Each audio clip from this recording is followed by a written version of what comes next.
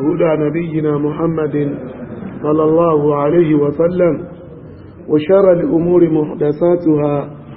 وكل محدثة بدعة وكل بدعة ضلال وكل ضلال في النار. أدافع ولو ọba àdíkẹ́ọlá ọba tí ó fi ẹ̀sìn rẹ̀ tó fi ṣàánú wa tó fi súnà nábì rẹ̀ tó fi ẹsẹ̀ wa lójú ọ̀nà. ìkẹ́ ọlọ́run kó máa bá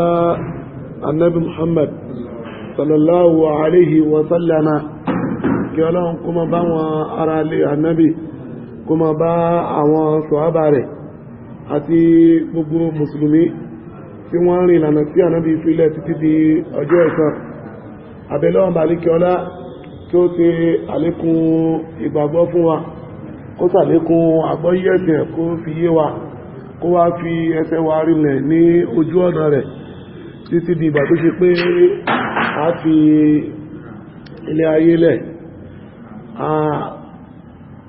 Àwọn ìpele ọ̀rọ̀ tí a ń bára wa sọ náà ni a tẹ̀síwájú lórí ẹ̀ lénìí. Kí ni àwọn ìpele ọ̀rọ̀ náà ni سمات وخصائص أهل السنة والجماعة. à ń sọ fún wa nípa ìròyìn tó ń bẹ lára gbogbo àwọn tí a bá ń pè ní ahlu sunna wal jama'a. bẹ́ẹ̀ ni ajó máa yéra wa wípé ní ìpìlẹ̀ ọ̀rọ̀ kò sí yàtọ̀ tó ń bẹ láàrin as-sunnatu wal islam. ní ìpìlẹ̀ ọ̀rọ̀ eléyìí ni àwọn ẹni ìtúwájú wa máa as-sunnatu wal islam bimana wahid. ìtumọ̀ kan náà ni méjèèjì mú wá. ìyẹn ló fà á tó ṣe pé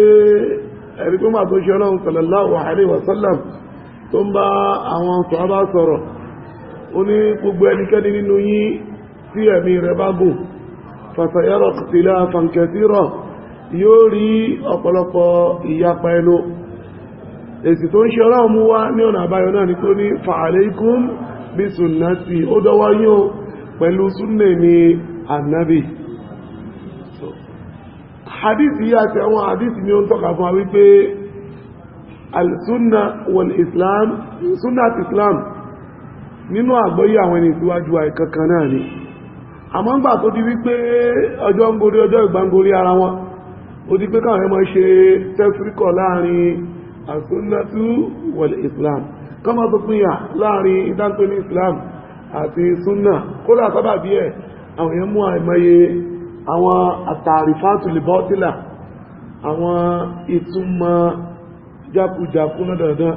fún táǹpé ní sunna ní Muhammad sallallahu alaihi wasallam. tí a bá ní àgbọ́yé sunna mọ̀ wípé gbogbo ahlu milla pátá, gbogbo ẹni tó bá kọ́rẹ̀ sí abẹ́ islam ló bọ̀rọ̀gbà kí wọ́n pè wọ́n ní ahlu sunna, tí ó bọ̀rọ̀gbà kí wọ́n yọ okùn sunna kúrò ní ọ̀run. tó gbogbo ẹ̀ tó wá ti tú okùn sunna kúrò lọ́rùn ẹ̀, wọ́n ti tú okùn islamu kúrò lọ́rùn ẹ̀. kama qala Allahu ta'ala, bọ́lọ́hun ọba lékè ọlá bó ti sọ̀rọ̀ ẹ̀ fún rẹ̀ nínú al-Qur'an pé ati'u Allah wa ati'u Rasul, ẹ tẹ̀lé Ọlọ́run ẹ tẹ̀lé òjíṣẹ́ Ọlọ́run. bẹ́ẹ̀ Ọlọ́run ṣe kí ni kò pín kí ní ìyá fún rẹ̀. àti wọ́n ń sọ àwọn oníranran ìtààmà rí nínú àmì lára gbogbo ẹni tó bá pẹ̀rẹ̀ ní onísúnnà pẹ̀tò orí alùsúnnà làwọn náà ó dá tó bá rí bẹ́ẹ̀. a máa ní àwọn àmì tó ṣe wípé a máa fi dá onísúnnà mà, ẹni pé ẹni tó mójútó ẹ̀sìn ẹ̀ àrí àwọn àmì tàbí fi dá mà. a ti dárúkọ mẹ́ta fún wa nínú àwọn símà yìí, àwọn àmì wọ̀nyí. àkọ́kọ́ nínú òní wípé gbogbo ẹ tó bá jẹ́ onísúnnà pátápátá masdaru aqidatihim alkitab wa sunna ala fahmi salafil umma. in tí wọ́n fi máa mú àdíọ́kàn wọn tí wọ́n nípa ọba tó dá wọn, nípa ìsìn wọn tí wọ́n ń ṣe, torí pé àdíọ́kàn náà ni ìpìnlẹ̀ fún gbogbo ọmọ lẹ́yìn àtó fún wa. tí àdíọ́kàn bá ti dúró, gbogbo tó kù lè ṣe kí ni kò lè dúró tàbágbé sí ẹgbẹ́ ara wọn. so gbogbo ẹni tó bá jẹ́ onísúnnà pátá, àdíọ́kàn wọn, in tí wọ́n dí ọkàn nípa ọba tó dá wọn, tó fi lè jẹ́ kí ìjọsìn kó jẹ́ in tí ó jẹ́ nǹkan àtẹ́wọ́gbà lórí àdíọ́kàn wọn. tí wọ́n ti gbé àdíọ́kàn wọn wọ́n mú nínú tírà Ọlọ́run àti nínú súnà Ànábì wa Muhammad sallallahu alaihi wasallam ní ìbámu sí àgbọ́yé tí àwọn sàhábà àwọn ẹni ìsíwájú wa tí wọ́n gbọ́yé látọ̀dọ̀ òṣìṣẹ́ Ọlọ́run. nǹkan àkọ́kọ́ tá sọ nìyẹn. ẹlẹ́ẹ̀kejì àní gbogbo ẹni tó bá jẹ́ Ahlus Sunnah wal Jamā'ah la yuqaddimūna al-aqla 'ala an-naqli. wọ́n ní máa ẹ̀tọ́ wá pẹ̀ ní Ahlus Sunnah wal Jamā'ah kò ní máa gbé làákàyè ẹ̀ tayọ in tí ṣẹ̀ríà bá mú wá, kò ní máa fi làákàyè ẹ̀ tayọ tí ṣẹ̀ríà bá ṣe kí ni tí ṣẹ̀ríà bá mú abẹ́ẹ̀lú ní gbọ́rọ̀ ẹnìkan lórí ọ̀rọ̀ Ọlọ́run àtọ̀rọ̀ Ànábì wa Muhammad sallallahu alaihi wasallam. ẹlẹ́ẹ̀kẹta wọ́n tàbí wá pé Ahlus Sunnati wal Jamā'ah la yantasibuna ila firqatin bi'ayniha wa la yantasibuna ila shakhsin mu'ayyana bal nisbatuhum ila sunnah was salaf. dáadọ́pọ̀ ní pé gbogbo ẹgbẹ́ pẹ̀lú Ahlus Sunnah pátá la yantasibuna ila firqatin bi'ayniha, wọ́n ní tàbí ti ara wọn síjọ kankan. yìí ní tààtọ̀ fún alọ́sẹ̀ tó kọjá pé o nídi fọ́ọ̀mù kó tó di Ahlus Sunnah sáàtì tẹ̀lé tó ń bẹ̀lẹ̀ tọ́lọ̀ fi ránà Muhammad sallallahu alaihi wasallam. so Ahlus Sunnah ní lẹ́ra wọn mọ́ ìjọ kan, eré ní Kọ̀dìríyà ní mí ní Tìjàníyà ní mí ní Ṣàdìlíyà ní mí ní eléyìí Ṣíyà ní kankan láà, kò sí tó ń jọ bẹ́ẹ̀. bákan náà bákan ní Ahlus Sunnah nílẹ̀rẹ̀ mọ́ ìjọ kan, bẹ́ẹ̀ ni ò nílẹ̀rẹ̀ mẹ́yàn kan àbáfà kan pé ń táfà ibá ti sọ òun náà lòdòdó in tó bá ti takò ìbí náà ṣe kíni láà, eré ò kí ń ṣe àmì táà fi mọ gbogbo ẹni tó bá ṣe kíni tó bá pèrè ní òní súnà. so mẹ́ta yìí ní tàbí mú pẹ̀lú ògbọ́dọ̀ àátẹ̀síwájú gbogbo ẹni tó bá pèrè ní òní súnà pátá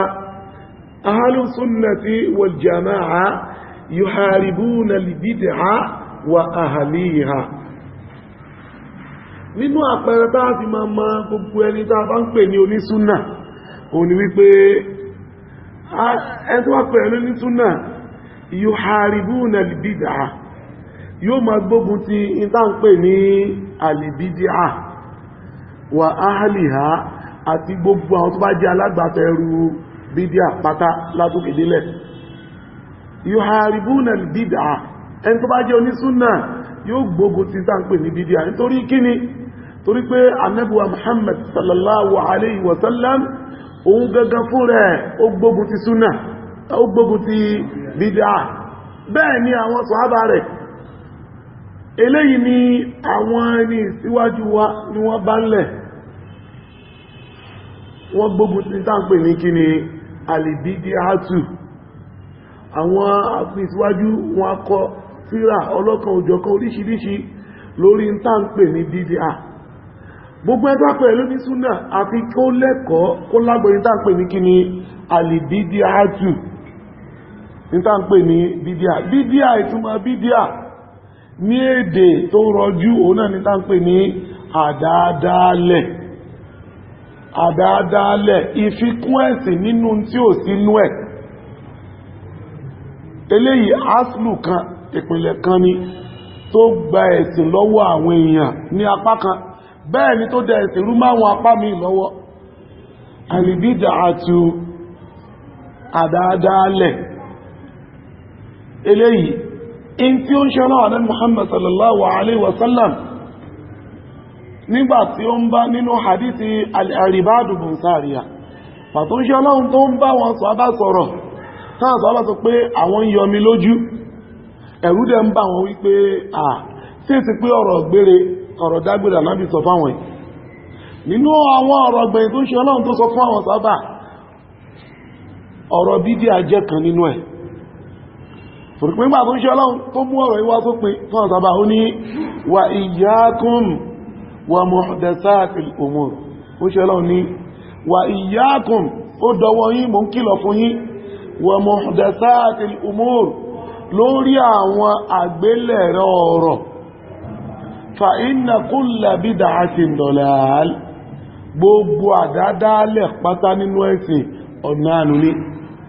wa kullu dalal finnar, bẹ́ẹ̀ ni gbogbo ànú pátá inú náà ni. eléyìí nínú àwọn ọ̀rọ̀ gbẹ̀yìn tó ń ṣe Ọlọ́run tó sọ fún àwọn sàhábà nínú tàbá ń wo àwọn wìsọ́yà ànábì yẹn ni wàsíyà àwọn àsọtẹ́lẹ̀ tánàbí sọ fún àwọn sàhábà nínú àsọtẹ́lẹ̀ tó sọ fún wọn bídí àjẹ́ kan nú ẹ̀ kò sí tó fà ju wípé bídí à ní ìpìnlẹ̀ tó burú fọ́mọ ẹ̀dẹ́yàn nípa ọ̀rọ̀ ẹ̀sìn wọn bẹ́ẹ̀ ni nínú ọ̀nà kan tí ṣàìtọ́nù tó là kalẹ̀ láti máa fi hárábà àwọn èèyàn láti máa fi gbógun ti wọn kó gúnrí wọn kúrò ní ojú ọ̀nà tọ́lọ́run fi wọ́n sí bídí àjẹ́ kan nínú ẹ̀ so gbogbo ẹnikẹ́ni tó wá pẹ̀rẹ̀ ló ní súnà ó bọ̀rọ̀ lẹ́kọ̀ọ́ nípa nǹkan tá ń pè ní bídíà bẹ́ẹ̀ ló bọ̀rọ̀ mọ́ gbógun ti tá ń pè ní bídíà bẹ́ẹ̀ ló bọ̀rọ̀ mọ́ gbógun ti gbogbo àwọn tó máa jẹ́ kí ni alágbàtà ẹrù bídíà eléyìn tó ṣe pàtàkì ní ẹ̀kọ́ tí Ànábì wa Muhammad sallallahu alayhi wa sallam tó fi lé àwa mùsùlùmí lọ́wọ́ òun lélẹ̀ bàtó ń ṣe Ọlọ́run sọ ó ní wa kullu bid'ah dalalah gbogbo tá ń pè ní àdádálẹ̀ pátá ànù ni àfi kí tó ń ṣe Ọlọ́run bá sọ lẹ́yìn àfi káwọn ẹ̀ṣì kí ni ká mọ̀ ń pẹ̀ torí pé bídíà ní ewu fún ọmọ ẹ̀dẹ́yàn a ń tí àwọn hadith Ànábì wa Muhammad sallallahu alaihi wasallam àwọn hadith láti fún inú hadith ìyàwó Aisha radiyallahu anha ó ní Ànábì wa Muhammad sallallahu alaihi wasallam ó ní pé man ahdatha fi amrina hadha ma laysa minhu fa huwa raddu Ànábì ló sọ eléyìí nínú ìwáyà mi wọ́n ń ṣe lọ ní man amila amalan laysa alayhi amruna fa huwa raddu olóṣẹ́ lọ ní man ahdatha fi amrina hadha ẹnikẹ́ni tó bá mú nǹkan tuntun wá sínú ẹ̀sìn wa yìí ma laysa minhu ní tó ṣe pé kò sí ń bẹ̀ tẹ́lẹ̀ fa huwa raddu àdá kìíní yẹn àdá padà sí lọ́dọ̀ wàlúkúsọ́lá nínú ríwáyà mi nínú ẹgbà wá hadith yìí mi òun náà lọ́sọ fún ṣẹlọ́ ní man amila amalan ẹn tó bá ṣiṣẹ́ kan nínú àwọn iṣẹ́ ìjọsìn téèyàn máa ń ṣe laysa alayhi amruna ní tó ṣe pé kò sí àṣẹ wọn bẹ̀ àpá láṣẹ kó ṣe fa huwa raddu àdá padà fún a máa bèèrè lọ́wọ́ ara wa kí ló dé tí Ànábì Muhammad sallallahu alaihi wasallam tó fi ń làágùn lórí ọ̀rọ̀ láti sàlàyé pátá pè ní bídíà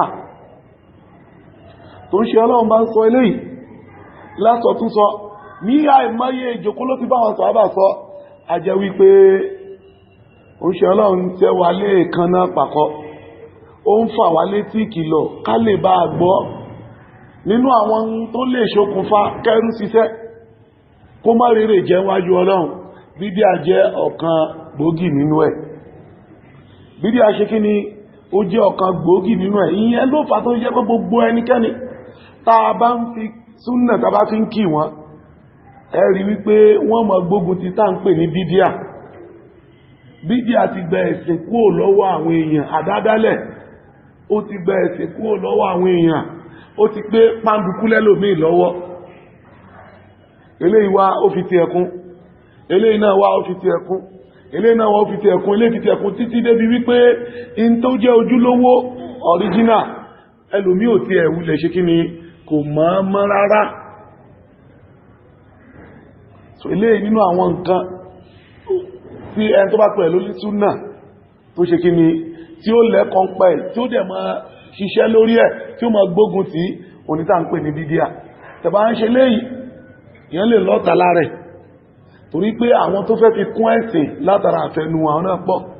bẹ́ẹ̀ ni àdánwò ń bẹ fún wa aburú ń bẹ ń bẹ fún wa ní tá ń pè ní kí ni albídíà bídíà máa ń ba iṣẹ́ ẹ̀dá jẹ́ yóò bà á jẹ́ ọ̀kan náà àfáà ń jẹ́ oyé wa wípé gbólóhùn tọ́lọ́wọ́n bá alékiọlá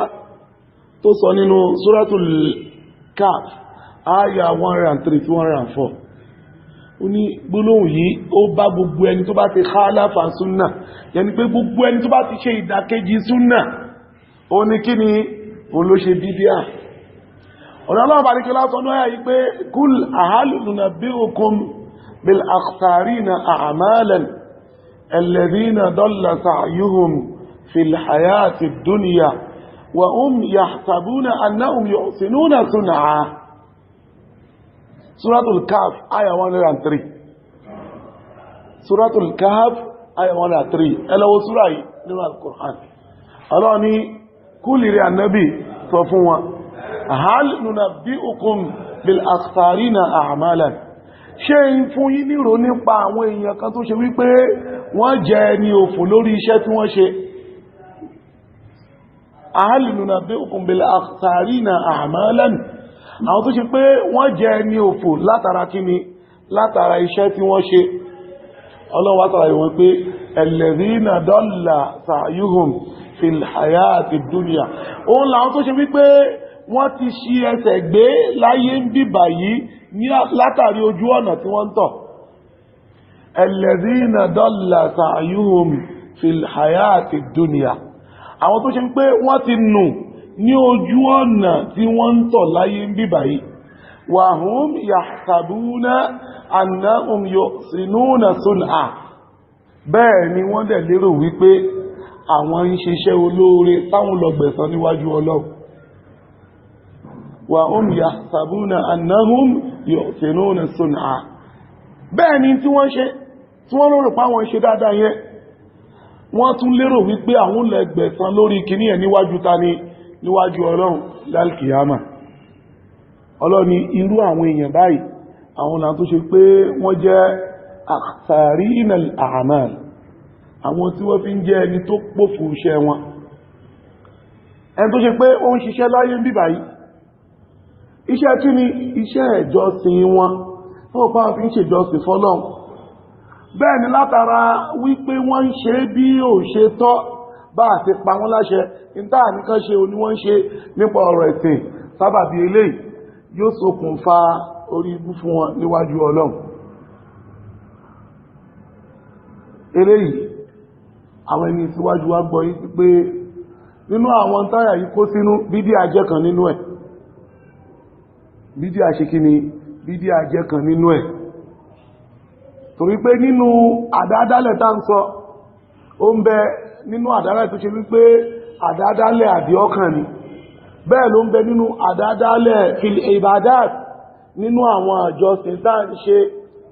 ní oníranran fúnra rẹ̀ tá ń ṣe nínú ìjọsìn.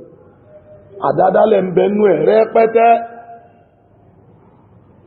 tó ṣe pé a ń láti ṣọ́ra wa. Àwọn ẹni síwájú àwọn ọ̀fọ́ kékeré mú tá ń pè ní bídíà, ẹ̀ẹ́dẹ́lẹ̀ mi wà sọ pé ṣé yẹn náà wá tún bẹ́ẹ̀ kékeré yẹn wá bẹ́ẹ̀ sì jẹ́ ni, ṣé kékeré yẹn tó wá ìkan ìyẹn ní ìkankan ṣe pẹ̀lú ọ̀rọ̀ ẹ̀sìn. Subhanallah, kò ń ṣe pé ó ní ìkankan ṣe pẹ̀lú ọ̀rọ̀ ẹ̀sìn, ó ní gbogbo nǹkan ṣe pẹ̀lú ẹ̀sìn. Pé tí ó bá ní ìkankan ṣe pẹ̀lú ọ̀rọ̀ ẹ̀sìn, Ànábì Muhammad sallallahu alaihi wasallam kò ní mẹ́nu bà, kò wá ti kó mẹ́nu bà lásán, kò ní máa kìlọ̀ fún wa. Ọ̀kan nú àwọn tábì Uyayna ọlọ́lọ́ bá ọ̀kan nú àwọn àfáàgbà Málìkì. Ó wá lọ bẹ̀ lọ́wọ́ Ìmáàmù Málìkì rahimahullah. Ó ní Málìkì òun fẹ́ bẹ̀ lọ́wọ́ ẹ nípa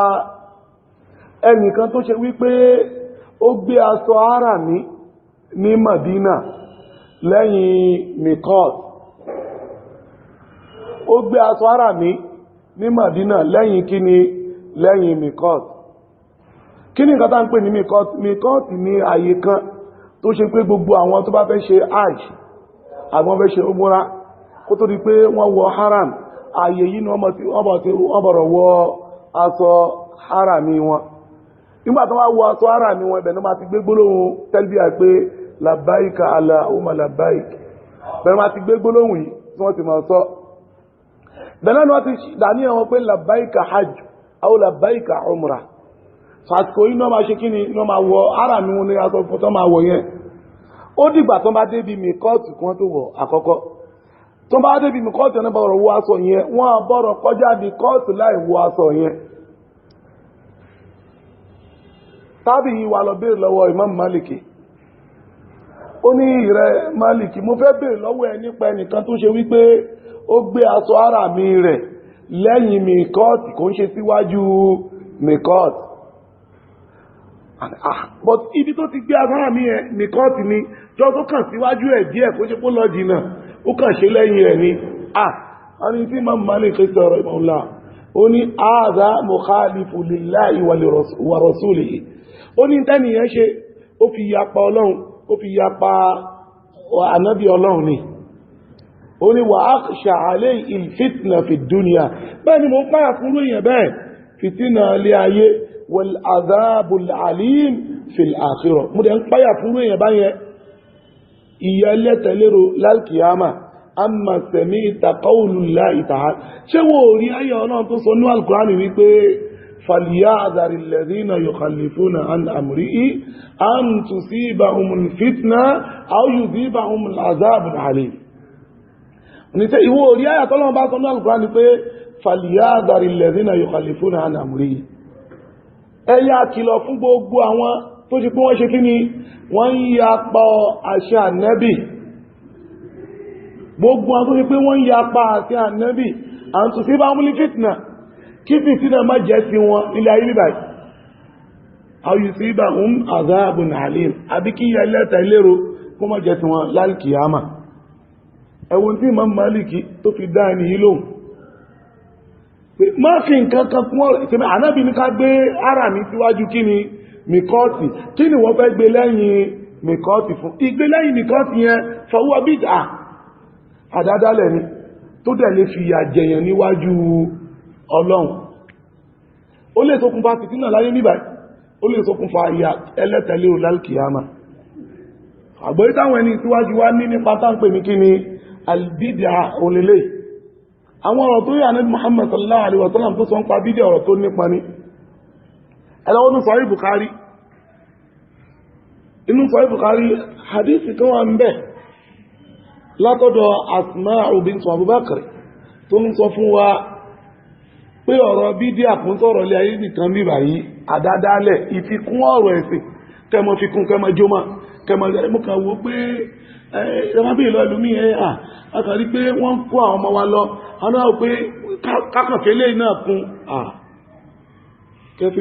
kẹfikún kíni kẹfikún ọ̀rọ̀ ẹ̀sìn tọ́lọ́n sọ pé al-yawma akmaltu lakum dinakum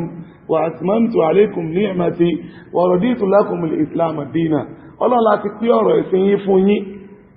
a ti pé wọ́n ní kákànfẹ́lẹ́ ìkún ni ìfikún yẹn wọ́n sọ fún pọ́lọ́run pé àsìkò tó pé yẹn kò pé dáadáa kò complete yẹ dáadáa bẹ́ẹ̀ ni kò sẹ́ni nǹkan tí ó fi kún ọ̀rọ̀ ẹ̀sìn tí ó ṣàdádálẹ̀ tí ò ní ṣe pé látara àfẹ́ ẹnu ẹni yẹn ni látara àfẹ́ ẹnu ẹni ẹ lọ wo hadithi Asma'u yìí nínú Sahih Bukhari nínú àwọn ìṣẹ̀lẹ̀ tí ó ṣẹlẹ̀ fáwọn èèyàn lálkìyàmà wọ́n ní qalat Asma'u an-nabi sallallahu alaihi wasallam látọ̀dọ̀ Asma' ó ní Ànábì Muhammad sallallahu alaihi wasallam tó báyìí pé ana ala haudi antadiru man yaridu alayya ọ̀run ṣe ọlọ́ni tó bá díjọ́ ọ̀gbìn alkiyama máa bẹ níbi omi akérèmọdò mi ana ala haudi antadiru man yaridu alayya tabalọ́ka suratul Kawthar inna a'tainaka al-Kawthar al-Kawthar yìí omi akérèmọdò kékeré kan ni tó ṣe wípé yóò máa bẹ fáwọn ọmọ àlùjánnà lọ́jọ́ gbédè alkiyama àmì kò tẹ́lì kankan tí wà àlùjánnà àti pé yóò mú nínú omi akérèmọdò yìí gbogbo ẹnikẹ́ tó bá mú nínú omi akérèmọdò yìí ògbẹ́ òní gbẹ́mọ́ láyéláyé tí ilé ayé ìparẹ́ ilé ayé tẹ̀sí parẹ́ ńgbà yìí alkiyama láwà ṣúrú ẹni bẹ́ẹ̀ ní bùkátà tí ò gbẹ rárá kankan mọ́ nínú àwọn dáadáa tọ́lọ́wọ́ balikiola tó ṣe kíni tó promise Ànábì Muhammad yẹn sallallahu alaihi wasallam òun ṣe ọlọ́wọ́ ń sọ nípa alhaudu yìí nínú àwọn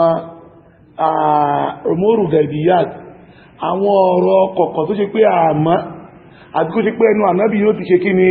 ni ó ti jáde fún wa Ànábì ní tó bá di alkiyama bá máa bẹ níbi akérèmọdò yìí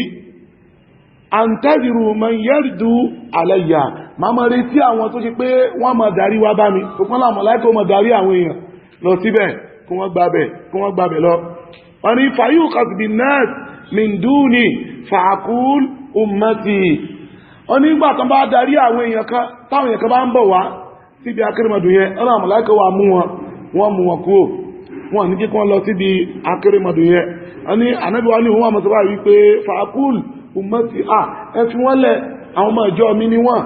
ẹ fi wọ́n lẹ̀ nínú àwọn ọmọ ìjọ mi ni wọ́n jẹ́ fayakul wọ́n láwọn màláíkà yóò wọn ọmọ fún Ànábì létí bá wípé la tadri mashwau ala qaqara ó mọ̀ fáwọn ilé ti gún rí kúrò níbi tó fi lẹ̀ nígbà tó jáde láyé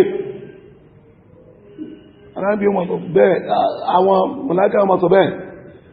fún ẹbí pé la tadri mashwau ala qaqara ó mọ̀ fáwọn ilé ti gún rí kúrò nígbà tó fayé lẹ̀ in tó fi lẹ̀ fún ọkọ ni tí wọ́n dì mú mọ́ wọ́n gún rí kúrò bẹ́ẹ̀ nǹkan míì ni wọ́n ṣe nínú rìwáyà míì tó ń bẹ fún àdísì yìí wọ́n ní Abu Sa'id al-Khudri ó ní òun rí àlékún nínú rìwáyà àdísì yìí wọ́n ló ń ṣe ọlọ́run nínú àlékún tó mẹ́rẹ̀ pé ó ń ṣe ọlọ́run tó wáyé pé innahum minni àwọn àlìúmọ̀ mi ní ẹ fi wọ́n lẹ̀ àwọn àlìúmọ̀ mi ní ẹ fi wọ́n lẹ̀ fàyíkọ́ wọn náà fún Ànábì létí báyìí pé innaka la tadri ma baddalu ba'daka ó ma ń kan tí wọ́n ti dá lára ńgbà tó lọ tán ó ma tó ṣe pé wọ́n ti yírí kó níbi tó filẹ̀ fún wọn ó mọ̀ríṣìírí wọ́n ní fàákùn Ànábì wa ní èmi náà wà máa sọ báyìí pé sóòkọ̀ lima baddala ba'di sóòkọ̀ ẹkún wọn dànù ẹkún wọn lọ lima baddalu ba'di látara tó ṣe wípé wọ́n ti yí padà ńgbà tí mo kú láyé tán àwọn afá ní gbólóhùn sóòkọ̀ tó ń ṣe Ọlọ́run sọ yìí ẹ gbé wọn jìnà kúrò nínú kẹ ẹ gbé wọn jìnà sáànú lima baddalu ba'di látara kíni látara tó ṣe wípé wọ́n ti yí padà ńgbà tí mo jáde láyé tán in tí mo fílẹ̀ fún wọn ṣe kíni wọn àdúró tí àdánwò tó bá wọn Yahudi àdánwò tó bá wọn Nasara ẹ̀rí pé kíní ọ̀gọ̀rọ̀ ó ṣẹlẹ̀ lẹ́yìn ìgbà táwọn ànábì wọn ṣe kíni tí wọ́n lọ tán nínú àdánwò àlìhùmà ànábì oní tàǹpẹ̀ ní albid'a àdáadáalẹ̀ ìfikún ọ̀rọ̀ ẹ̀sìn ìfikún ọ̀rọ̀ ẹ̀sìn rèé in tó fẹjú tó gbajúgbajà ní tó ṣe pé wọ́n ti ràn bọ̀ láti gba àwọn ẹni síwájú àti tí dásìkò táwọn sọ yìí a ti kí ni a ti ràn lọ náà ní tí ò bọ̀rọ̀ ṣe kí ni tẹ́ bọ̀rọ̀ dákẹ́ bẹ́ẹ̀ bá wọnú mọ́sálásí ẹ̀rí dídíà báwọn yẹn lọ ṣe ájì ẹ̀rí dídíà àdádálẹ̀ oríṣiríṣi gbogbo ń táà ní kán fi káwọn èèyàn pa ẹ̀sìn ẹ̀rí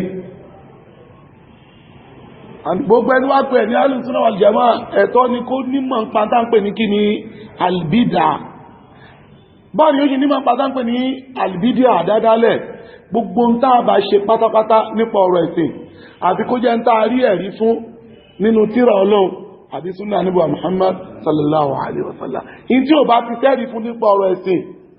kí là ń pè é àdádálẹ̀ ni àwọn ọmọ fẹ́ dà nǹkan rú máwọn yẹn lójú wọn ló dáa ń gbà ní ájì ìbí ràkúnmí lànà bí lo ẹjẹ́ ká lò ràkúnmí wíkí lé tàn lo microphone àti bẹ́ẹ̀ bẹ́ẹ̀ lọ ẹ̀rẹ́rìn pé àwọn ní ìmọ̀ kúkúrú lélẹ́yìí àwọn afá tó ṣe pé ìfẹ́ ẹnu ti borí ìmọ̀ díẹ̀ tí wọ́n ní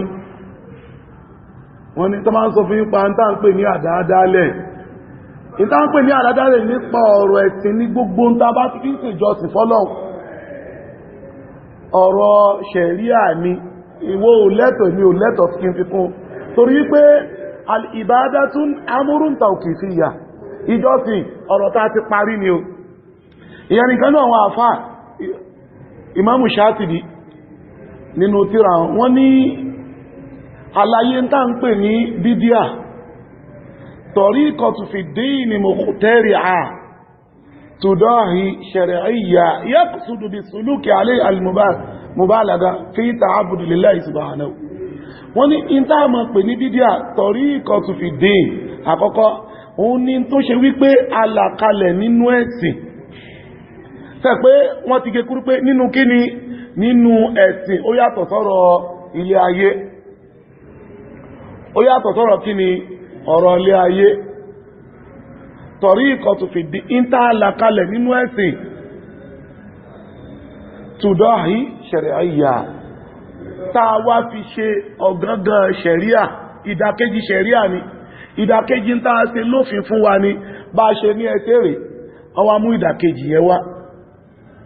pẹ̀lú iná afẹ́ fi ṣe dédé ìtí ṣẹ̀ríà mú wá tó túnmọ̀ sí pé kí ní ẹkùn tí ṣẹ̀ríà ló ṣe kí ni ṣẹ̀ríà ló fi ilẹ̀ fún wa ó yé tariqatu fi din tudahi shari'iyya ojú ọ̀nà tá a gbé kalẹ̀ nínú ẹ̀sìn tó ṣe wípé a fi ń ṣe kíni a fi ti ọ̀gángan ṣẹ̀ríà ìdàkejì ṣẹ̀ríà ni yaqsudu bi suluk alayha al-mubalaga fi ta'abudi lillahi ta'ala ìwà gbélẹ̀ nínú ọ̀rọ̀ ẹ̀sìn yìí a fẹ́ fi ṣe jọ́sìn fọ́lọ́hun ni ìgbélẹ̀ nínú ọ̀rọ̀ ẹ̀sìn a fẹ́ fi ṣe kíni a fẹ́ fi ṣe jọ́sìn fọ́lọ́hun ni máa fún alápèjúwe náà rí tó gbajúgbajà lásìkò tá ń bẹnú ẹ̀ oṣù kíláwà nínú oṣù Islam oṣù kíláwà nínú oṣù Islam àti wọnú Rajab inú Rajab tá ń bẹnú ẹ̀ ó ń bẹ nínú àwọn èèyàn tó ṣe wípé wọ́n gba àwẹ̀ Rajab wọ́n pè ní àwẹ̀ kí ni àwẹ̀ Rajab tá mọ̀ nílẹ̀ Yorùbá ní àwẹ̀ arúgbó ẹlòmí wà gbà láti ìpìnlẹ̀ tá ti wọnú Rọ́jàbù yóò wà gbà títí di ìparí àkọ́kọ́ in tó ṣe yẹn ọ̀rọ̀ ẹ̀sìn ni àbọ̀rọ̀ ẹ̀sìn kọ́ ọ̀rọ̀ ẹ̀sìn ni ẹ̀kejì ṣé ṣẹ̀ríà là kalẹ̀ fún wa ká ṣe kí níyẹn àbí ó là kalẹ̀ kò là kalẹ̀ ẹ̀kẹta kí lẹ́ni yẹn ń fi àwẹ̀ tó ń gbà kí ló fi ń ṣe ìjọsìn fọ́lọ́run ó fẹ́ ṣèjọsìn nínú ọ̀rọ̀ ẹ̀sìn ó bùkátà sí nǹkan ẹyọkan tó kù òun ni kárí òfin tó láki ní ẹbọ̀ wá lọ́rùn àríwá ní àwẹ̀ arúgbó Ànábì Muhammad sallallahu alaihi wasallam tí è jáde láyé ọlọ́lọ́wọ́ fẹ́ sí Islam rán kò mọ̀ tá ń pè láwẹ̀ arúgbó Abubakar mọ̀ tá ń pè láwẹ̀ arúgbó Umar ma Usman ma kódà ní Umar ibn Khattab radiyallahu anhu wọ́n nígbà tó di àsìkò ẹ̀ tó bá ráwọn èèyàn tó bá gbàwẹ̀ nínú Rajab kéèsì tí wọ́n gba gbogbo ẹ̀ náà ẹniyàn kan gbàwẹ̀ nínú Rajab wọ́n lẹ́yọ kí ni òun gbàwẹ̀ Rajab wọ́n ní Umar wà mọ́ ẹgbà yóò àmọ́ fi ń nà wọ́n lọ́wọ́ báyìí pé ó yá lọ jẹun alákòóbá nìwọ̀ yìí lọ jẹun mọ́kòóbá wa wọ́n ní Umar yóò máa ṣe wọ́n lẹ́gbà lọ́wọ́ yóò fọ́ ó wá ń bẹnú àwọn èèyàn tó ń fi ń ṣèjọsìn báyìí ẹlòmíì bọ́ sí ti bẹ̀rẹ̀ Rọ́jàbù yóò gbà pé yóò àwọnú Ṣàbán yóò ṣe kí ni yóò gbà pé tó wá kónú Ṣàbán yóò tẹ́wà wọnú Ramadan yóò wá gbà pé oníbò àwọn bàbá wọn kìí ní pàkátà bọ́n ṣe máa ń ṣe ìjọsìn fi wọn lọ́dọọdún nìyẹn àwẹ̀ 90 ni wọ́n máa ń gbà ó ṣe jẹ́ 90 ni àwọn gbà 30 ní kíní wọ́n gbà 30 ní kíní wọ́n gbà 30 rọ́jà ń gbà Ṣàbán wọ́n wá gba 30 kù nínú from bọ́tẹ́ ń ṣe ìjọsìn nìyẹn àwọn abèrè pé ṣánábì ló pa wọ́n láṣẹ bẹ́ẹ̀ kàlá ànábì kan ló pa wọ́n láṣẹ ajẹ́pẹ́ tí bàbá yín pàkátà ń ṣe yẹn fọwọ́l bí àdáadáalẹ̀ ni ẹni pé ẹbọ̀ tí wọ́n fi ń ṣe ìjọsìn ní ìjọsìn tí wọ́n fi ń ṣe yóò tako ìjọsìn tánàbì mú wá fún wa sallallahu alaihi wasallam ṣé wọ́n máa jẹ̀yà lórí ẹ̀ náà wọ́n máa jẹ̀yà lórí ẹ̀ torí pé wọ́n ń ṣe ìdàkejì tánàbì sallallahu alaihi wasallam tó ṣe kí ni tó mú wá fún wa nínú àwọn tí ṣẹ̀ríà ìsìlámù yọ kalẹ̀ nínú àwẹ̀ Ramadan ọ̀kan nínú orígun ẹ̀sìn tá ń ṣe yìí ni tásìkò Ramadan tó bá tó bí yàn bá darúgbó jù bẹ́ẹ̀ lọ wọ́n fi sọ̀láàtì lẹ̀ fún bá ṣe pórí ìjòkó ní ó ti mọ̀ kí yóò mọ̀ kí bó ṣe pórí ìfẹ̀gbẹ́lélẹ̀ ní yóò mọ̀ kí ń bẹ̀ àmá àsìyàm àwẹ̀ gbígbà ọlọ́ọ̀bá àlíkíọlá ó ẹ̀skúzì ó fàyè lẹ̀ fáwọn wo àwọn arúgbó àtàwọn tó bá rẹ̀ wa 'ala alladhina yutiqunahu fidyatun ta'am. Àwọn tó bá di pé ìnira ló máa mú wọn tán bá gbàwẹ̀ yẹn a fi àwẹ̀ lẹ̀ àwẹ̀ wo nìyẹn àwẹ̀ Ramadan tó jẹ́ ọ̀ranyàn. So látara àfẹnú tiwa àwa ṣe kí ni a gbé àwẹ̀ míì kan tó ń ṣe àwẹ̀ Rajab. Kò sí tó ń jẹ́ àwẹ̀ Rajab, kò sí minal bidaya ila nihaya. Ẹ lọ gbogbo tíra táwọn àfá ṣe, àwọn àfá ṣe àìmọ́ ìdàmú táwọn àfá ti ń ṣe bọ̀ láti gbà tó ti pẹ́. Kò sí tó ń jẹ́ àwẹ̀ Rajab. Ṣé Rajab dá ọlá kan ní láàkù dá ọlá kan ní? Lẹ́yìn pé Ọlọ́run bá ní kí lásọ fún ọ́nà Al-Qur'an, àwọn oṣù mẹ́rin kan ń bẹ. Ọlọ́run ní oṣù abèèwọ̀ ni wọ́n. Inna iddata shuhuri inda Allahi 12 shahran fi kitabillah yawma khalaqa as-samawati wal ard minha arba'atu hurum dhalika dinul qayyim fala tazlimu fihinna anfusakum. Ọlọ́run ní oṣù tó mẹ́ládẹ̀wọ̀ Ọlọ́run oṣù méjìlá ni. Nínú oṣù méjìlá yìí minha arba'atu hurum, mẹ́rin kan bẹ nínú ẹ̀ a ṣe wọ́n ní abèèwọ̀, a ṣe wọ́n ní oṣù kí ni oṣù abèèwọ̀. Ọlọ́run ní zalika dinul qayyim, eléyìí ni ẹ̀sìn tó dúró déédéé tọ́lọ̀ bàríkẹ́ lágbé ilé lórí. Fala tuslimu fihinna anfusakum, ẹ má ṣàbòsí fún ẹ̀mí ara yín nínú oṣù abèèwọ̀ yìí. Àwọn bá sọ pé òkè mẹ́rẹ̀ẹ̀rin yìí èwo ni ó jẹ́ nínú fún ọba pè ní oṣù abèèwọ̀ yìí? Ẹ lè rí mẹ́rẹ̀ẹ̀rin kà nínú Al-Qur'ani. Inú wo láti mọ oṣù mẹ́rẹ̀ẹ̀rin? Inú wo láti mọ̀? Inú súnnà Nabi Muhammad sallallahu alaihi wasallam. Torí pé ìpapọ̀ Al-Qur'an àti súnnà ó là ń pè ní Al-Islam. Ànábì wa sọ fún wa pé oṣù mẹ́rin tọ́nà balikẹ́ ládárúkọ yìí, ó ní salasatun mutawaliyat, ó ní mẹ́ta kan tó tẹ̀léra wọn nú ẹ̀. Ọlọ́run ní Dhul-Qa'ada, Dhul-Hijja wa Muharram. Ó tún wá bí wọ mẹ́rin tọ́lọ́ sọ ní Al-Qur'an, Ànábì ló sàlàyé fún wa wípé Dhul-Qa'ada, Dhul-Hijja, Muharram. Ẹlẹ́ẹ̀kẹrin wa huwa Rajab, òun náà ni Rajab. Wọ́n ní kí ni tá a fi pè wọ́n ní oṣù abèèwọ̀? Nǹkan méjì ni àwọn àpá sàlàyé ẹ̀. Nǹkan àkọ́kọ́ nínú oṣù abèèwọ̀ yìí, wọ́n ní ààbọ̀rọ̀ jagun nínú ẹ̀. Èyí tọ́nà bá ní kí ọlá ṣe léwọ̀ táyà sọ kalẹ̀ lórí ẹ̀mí. Nínú oṣù abèèwọ̀ yìí, àwọn sọ̀hábà ń jagun, Ànábì èyí jagun. Torí pé a ṣe wọ́n ní oṣù abèèwọ̀, oṣù abìyì mẹ́rin. Wọ́n ní in tó fi jẹ́ hurmu, oṣù abèèwọ̀. Hurmu ta pé yẹn àkọ́kọ́ nú ẹ̀, àwọn àbọ̀rọ̀ jagun nú ẹ̀, tó pé àwọn kèfèrí wọn a mọ́ dọ́gbọ́n oríṣiríṣi. Wọ́n ní wà ilá àyàfi tó bá ti pé wọ́n kógun wá bá àwọn mùsùlùmí tí wọ́n fẹ́ pa àwọn mùsùlùmí run, àti pé wọ́n ṣe kí ni wọ́n láti dìfẹ́ndì ara wọn. Ní ta fi pé ní abèèwọ̀ àkọ́kọ́. Ẹlẹ́ẹ̀kejì nínú ta fi pé ní oṣù abèèwọ̀ òun ni wípé gbogbo àwọn ẹ̀ṣẹ̀ téèyàn máa ń dá tá a ṣe léwọ̀ tó bá dínú oṣù yìí, èèwọ̀ wọn tún lágbára ju àwọn oṣù tó kù lọ. Àwọn èèyàn tọ́lọ̀ sọ pé fala taslimu fihinna anfusakum, ẹ má ṣàbòsí ẹ̀mí ara yín nínú oṣù abèèwọ̀ yìí. Yẹni pé gbogbo àwọn àwa ẹ̀ṣẹ̀ ní àwọn oṣù tá ń bẹnu ẹ̀ inú Rajab abọ̀rọ̀ ṣe kí ni abọ̀rọ̀ jìnnà sí. Bẹ́ẹ̀ni Dhul-Qa'da, Dhul-Hijja, Muharram abọ̀rọ̀ ṣe kí ni abọ̀rọ̀ jìnnà sí. Ọlọ́run ẹ má ṣàbòsí, ká má ṣàbòsí, àbòsí ṣíṣe èèwọ̀ ní Ìsìlámù ṣe az-zulmu. Àbí tó bá dínú oṣù abèèwọ̀ yìí ó tún wá lágbára sí. Ká má parọ́, èèwọ̀ ní Ìsìlámù ṣe, tó bá tún dínú oṣù abèèwọ̀ ṣe kí ni ó tún lágbára, àti bẹ́ẹ̀ bẹ́ẹ̀ lọ. Ṣé Rọ́jàbù wá láwẹ̀ kan tí ẹ máa ń gbà? Rọ́jàbù láwẹ̀, kò sí àwẹ̀ kan. Àwọn ọ̀rọ̀ gbogbo àdíìsàn ló wà lórí Rọ́jàbù pátá. Tẹ̀bá ọkà tíra kan pè ní Dúratun Nasihin. Àwọn tíra ayéjọ́ tó ti pẹ́ ni káì, àwọn irọ́ tó ń bẹnu tíra yìí tó máa fi tírélà 100 million rú kò lè kó tán. Wàláì ìbẹ̀rẹ̀ Rajab ẹni tó bá gbà yóò ṣe báyìí, ẹni tó bá gbà Rajab ràkúnmí kan máa dóde nínú àlùjánnà, ẹni tó bá gbà Rajab dáàrin àwọn obì kìíní kan gbogbo àwọn ọ̀rọ̀ ipátá irọ́ ni wọ́n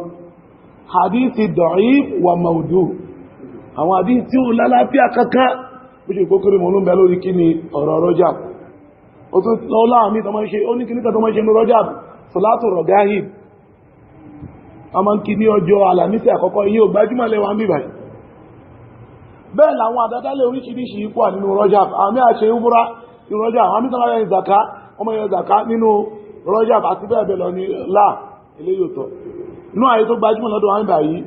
ó ní sọ̀látù nisfu Sha'ban ẹjẹ́ kó dé oṣù Sha'ban ìyẹn gbajúmọ̀ lẹ́wà ń báyìí ọ̀gá ìbí wọn fi bẹ́ẹ̀ dá ìyẹn mọ́ ńlẹ̀ wá ń bí báyìí ní tápẹ̀ ní àdádálẹ̀ burú tó bá di nisfu Sha'ban tí Sha'ban bá dá sí méjì ọmọ yẹn náfìlà kan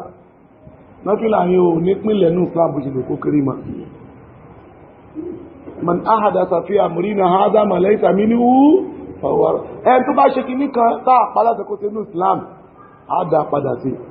so gbogbo tó bá pẹ̀lẹ̀ lé onísúnnà yóò máa gbógun ti tápẹ̀ ní kíni alìbídíà àdádálẹ̀ bẹ́ẹ̀ ni yóò máa gbógun ti gbogbo àwọn tó bá ṣe kíni tó máa alágbàtà irú bídíà kò níwò wọ́n ṣe rárá gbogbo ọ̀pọ̀lọpọ̀ náà àfáyín àdádálẹ̀ ló pọ̀ inú àwọn àdádálẹ̀ náà láàrí àwọn oríṣiríṣi ìlànà táwọn ẹgbẹ́ kalẹ̀ fúnra wọn àní ìjọ jímọ̀jímọ̀ abọ̀rọ̀mọ́ ṣe wàsífà inú wàsífà tá ṣe inú ẹ̀ náà ríyá odípọ̀ tí a sọ fún lẹ̀ nígbà tó bá ṣe wàsífà àdíọ́ kan wọn lórí asọ́fẹ́ ní pé gbogbo kí tá bá ti ṣe wàsífà tá bá ti ṣe kìíní ẹ̀ lọ débì kan ànábì ó padà wá kí àwọn níbẹ̀ yóò bá wọn lálejò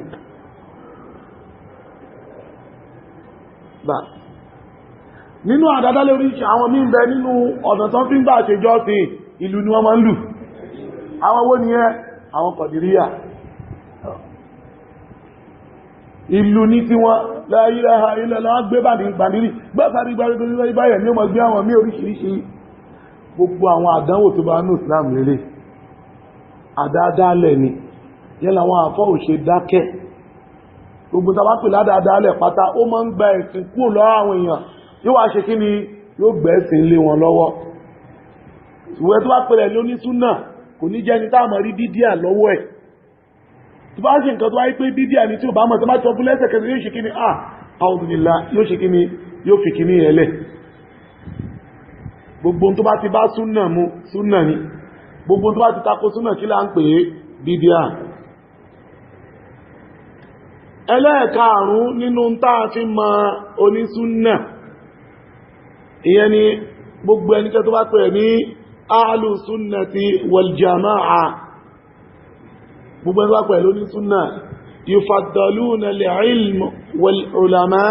fi da'wati ila Allah gbogbo ẹni tó bá pẹ̀ lóní súnà yufaddaluna al-ilm wal ulama gbogbo ẹnikẹ́ tó bá pẹ̀ lóní mímọ̀ kò ní máa fi àìmọ̀kan ṣe ìyangàn gbogbo ẹnikẹ́ni tó bá rìn ìlànà súnnà yufaddaluna al-ilma wọ́n gbé ọlá fún ìmà wal ulama bẹ́ẹ̀ ni wọ́n gbé ọlá fún àwọn onímímà fi da'wati ilallah nínú báwo náà ṣe ń ṣe àlámọ̀rí pèpè ní ojú ọ̀nà ẹ̀sìn wọn wọ́n gbé ọlá fún kí ni al-ilmu wọ́n dẹ̀ gbé ọlá fún ta ní al-ulama torí pé bọ́lá bá nígbẹ́ láṣẹ tó ń káàrẹ̀ níyẹ́ ilé ni annabi Muhammad sallallahu alaihi wasallam ó kìlọ̀ fún wa annabi sọ fún agbẹ́gbà tó bá yá àdánwò ma báwọn yẹn nípa ọ̀rọ̀ ẹ̀sìn pẹ̀lú sábàbí kan ẹlọ gbogbo ayà nínú al-Qur'an tọ́nà ọba nígbẹ́ lásán pa àwọn onímọ̀ ọlọ́sọ̀nù suratu Yusuf ayà 108 ọlọ́ni kul azihi sabili ad'u ila Allah على بصيرة أنا ومن اتبعني وسبحان الله وما أنا من المشركين ẹwù tọ́nà bá sọmọ́ ayá ẹ̀ ọ̀rọ̀ ni kúlì Ànábì sọ fún wa pé hadhihi sabili eléyìí ni ojú ọ̀nà mi ad'u ila Allah mo ń pèpè sí ojú ọ̀nà Ọlọ́run ala basiratin lórí ìmọ̀nà mo ń pèpè sí ojú ọ̀nà lórí kíni lórí ìmọ̀nà ana èmi wà mani ittaba'ani àtàwọn tó ń tẹ̀lé mi àwọn ló ń tẹ̀lé Ànábì àwọn alùsùnà gbogbo ẹni tó bá ti tẹ̀lé àti inú àwọn gbàtà ń sàlàyé fún wa asùkì ní gbogbo àwọn tó bá ti tẹ̀lé Ànábì náà pè ní kí ni alùsùnà ana wa mani ittaba'ani èmi àtàwọn tó tẹ̀lé mi wa subhanallah wa ma ana min títóbi Ọlọ́run mi ò máa bẹ́nu àwọn tí ma ṣe kí ni tí ma ṣẹbọ pẹ̀lú Ọlọ́run ìtọ́lọ́ ní kánábí sọ́nù alkùránì nìyẹn gbogbo tí ó bá pèpè tójú ọ̀nà ọlọ́bọ̀ pèpè pẹ̀lú kí ni bil ilmi àgbé ẹ̀sìn Ọlọ́run fún àwọn tani aláìmọ̀kan láà torí pé àlámọ̀rí ayé wa bá ṣe ń darí ara wa àgbé fún tani àwọn aláìmọ̀kan kátó sọ pé ìta fẹ́ ṣe láyé tàbí lọ gbẹ̀san níwájú Ọlọ́run súrátù al-Mujadila àti súrà mi súrátù Fatiri tọ́lọ́wọ́ bá ní kí lọ́wọ́ máa sọ̀rọ̀ ń pa al-iman ọlọ́ al-ilmu papọ̀ mọ́ al-iman ọlọ́ni innama yakhsha Allaha min ibadihi al-ulama ọlọ́ni ẹ̀rí àwọn tí ó páyọ Ọlọ́run ọba jùlọ nínú àwọn ẹrú rẹ̀ wọn làwọn wo ni àwọn onímímọ̀ wọ́n sọ ìwọ̀ Ọlọ́run wọ́n dẹ̀ mọ bí wọ́n ṣe darí àwọn èèyàn sínú wọ̀ yẹn pé eléyìí ni ẹ jìnnà sí eléyìí ni ẹ súnmọ́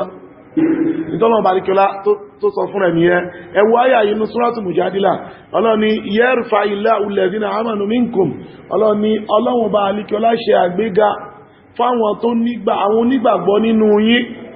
walladhina utul ilma darajat bẹ́ẹ̀ lọ́lọ́run ṣe àgbéga fún àwọn tó jẹ́ onímímọ̀ al-imanu wal-ilmu ẹ̀sìn yìí bùkátà sí ká mọ ìntà ń ṣe ṣùkò rọrùn káfẹ́ nílé kọ́ àwọn ẹ̀ká kàkóra wájú ọbí mélòó kan ká ní ọdá Ọlọ́run baríkẹ́ ló tóbi jùlọ ọba tó ṣe kìíní kan láà táwọn àwọn afá ti ń sọ̀rọ̀ yìí bọ̀ tipẹ́tipẹ́ pé wọ́n èé gbé ẹ̀sìn Ọlọ́run baríkẹ́ ọlá lé aláìmọ̀kan lọ́wọ́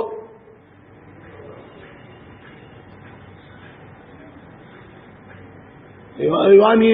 ìtòkógbà tó yá ìgbà tẹ́mi náà tí mo ti lọ jòkó tí àwọn èèyàn ó ti wá ìbí náà mo ti wá mọ̀ bẹ́ẹ̀ kọ́ ni wọ́n ṣe sí ọ̀rọ̀ ẹ̀sìn ẹ wo hadith oníṣẹ́ Ọlọ́run sallallahu alaihi wasallam ìgbà tó ń sàlàyé fún wa nípa àdánwò tí àìmọ̀kan ó padà dálẹ̀ nú ẹ̀sìn oníṣẹ́ Ọlọ́run ní inna Allaha la yaqbidul ilm intiza'a yantazi'uhu minan nas oníṣẹ́ Ọlọ́run ní Ọlọ́run ọba alékiọlá la yaqbidul ilma kò ní máa mú ìmọ̀ kúrò nílẹ̀ intiza'a yantazi'uhu minan nas pẹ̀lú pé yóò kà máa fa ìmọ̀ yọ kúrò nínú ọkàn àwọn èèyàn láà bẹ́ẹ̀ kọ́ ni ìmọ̀ ó ṣe kúrò lẹ̀ torí pé tó bá yá ìmọ̀ ó padà kúrò lẹ̀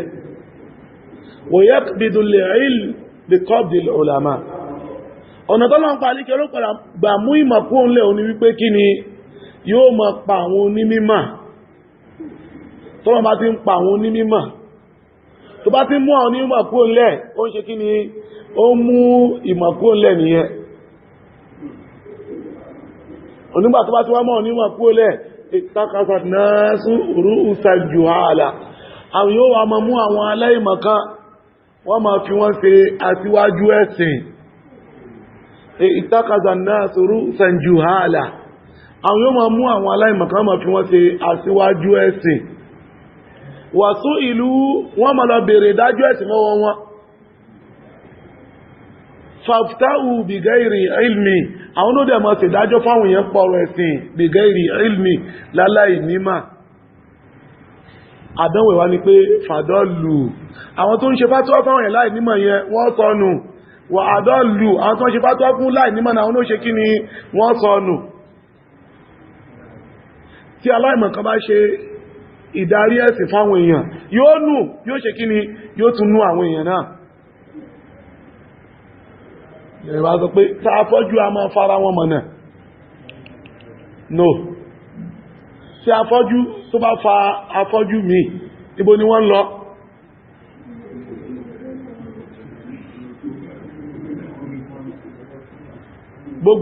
gbogbo aná amẹ́lẹ́ fúnra wa wàláì gbogbo alamẹ́lẹ́ fúnra wa pé àdánwò ni tí afọ́jú bá ṣe kí ni tó bá fa afọ́jú ó ṣẹlẹ̀ tó fún wa nínú àpẹẹrẹ ẹgbẹ̀yìn ayé inna min ashrati sa'a nínú àpẹẹrẹ ẹgbẹ̀yìn ayé an yurfa al-ilmu ní pé ọlọ́run bá ní kí ló mọ̀ ká ìmọ̀ kó lẹ̀ wa yathbuta al-jahl àìmọ̀kan wà gbajúgbajà àìmọ̀kan mọ̀ rúl so gbogbo ìntàbà ṣàfihàn gbogbo ẹ̀tọ́ pẹ̀lú ní súnà yóò lẹ́rẹ̀ máwọn onímímọ̀ yóò nífẹ̀ẹ́ mọ̀ fún rẹ̀ bẹ́ẹ̀ ni yóò lẹ́rẹ̀ máwọn onímímọ̀ láti lè bá mọ́ darí kí ni àlámọ̀rí ọ̀rọ̀ ẹ̀sìn rẹ̀ láti lè bá mọ́ darí àlámọ̀rí ọ̀rọ̀ ẹ̀sìn rẹ̀ tó lè àwọn afáfẹ́ sọ pé ìtàn pè ní ìmọ̀ òní qala Allahu wa qala Rasul ìtàn ọba alikiola sọ ìtàn nàbí rẹ̀ sọ ìtàn pè ní mọ̀ nìyẹn ibi jẹ́ pé wọ mọ́sálásí mi imam mọ́sálásí wà lẹ́ni tó gẹ́rí liman galubi aléhìímú wà láàlì imam mọ́sálásí ó ṣe wọ́n ṣe bẹ́ ó kọ ẹni tó máa sọ̀rọ̀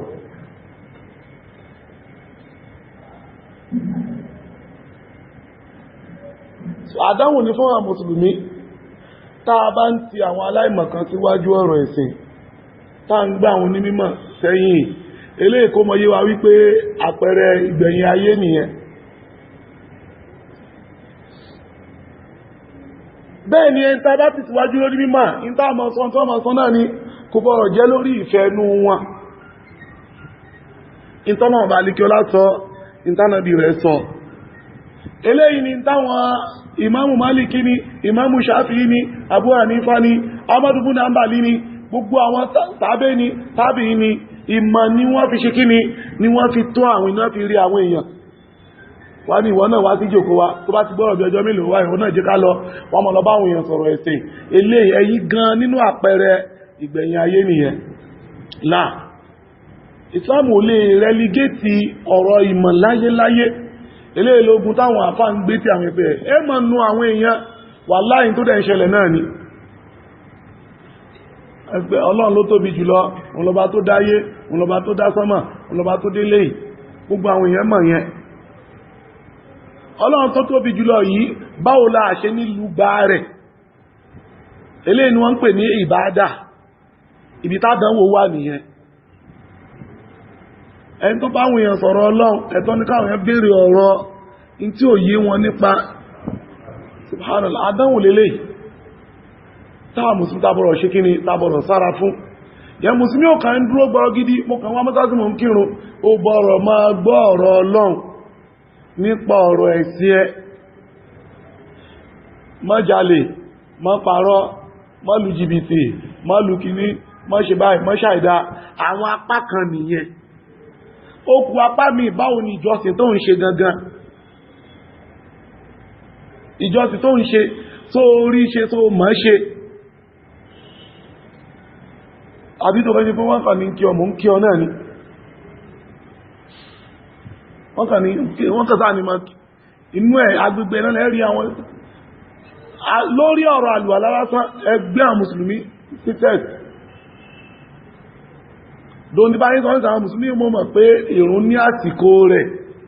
tó ń dí bá tí ń bára wa sọ̀rọ̀ yìí ẹ̀rọ tí ó mọ̀ bá yí já ń pátá àpẹẹrẹ aljahal àìmọ̀kan nìyẹn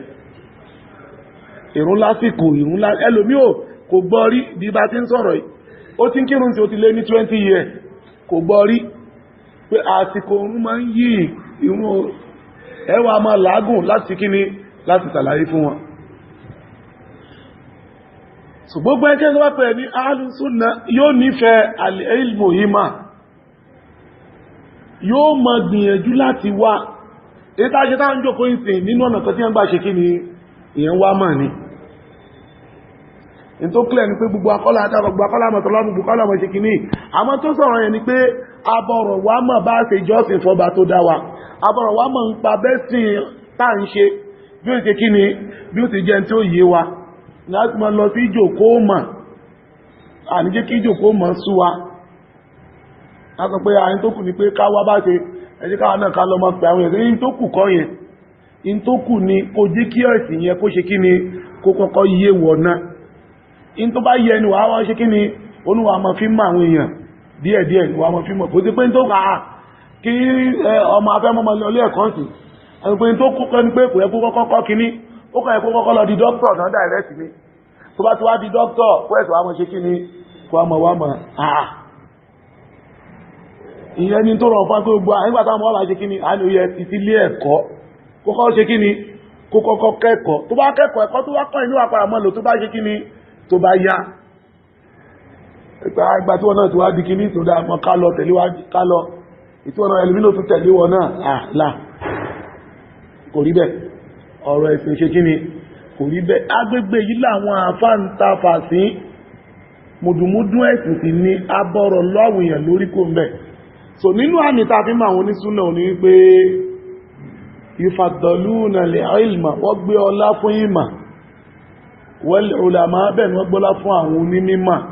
nípa ọ̀rọ̀ ẹ̀sìn wọn abẹ́lẹ̀ ọmọ àríkẹ́ọlá èyí tí a tún rí gbọ́ lónìí kó jẹ́ kí ó ṣe wá láǹfààní kó wúlò fún aláìní báyìí àti ní alkiyama kó má dá gbogbo àwọn ẹ̀jú wa kó má dálé wa láyà kó jẹ́ kí a bá níbi tó lérè níwájú ọlọ́run la hawla wala quwwata illa billah àti pẹ̀lú ọlọ́run àátẹ̀síwájú lórí ẹ̀ ó kù bí 3 sí 4 nínú àwọn tí àwọn àfáà tí wọ́n lè ti kalẹ̀ subhanaka allahumma wa bihamdik ashhadu an la ilaha illa anta astaghfiruka wa atubu ilaik. Assalamu alaikum wa rahmatullahi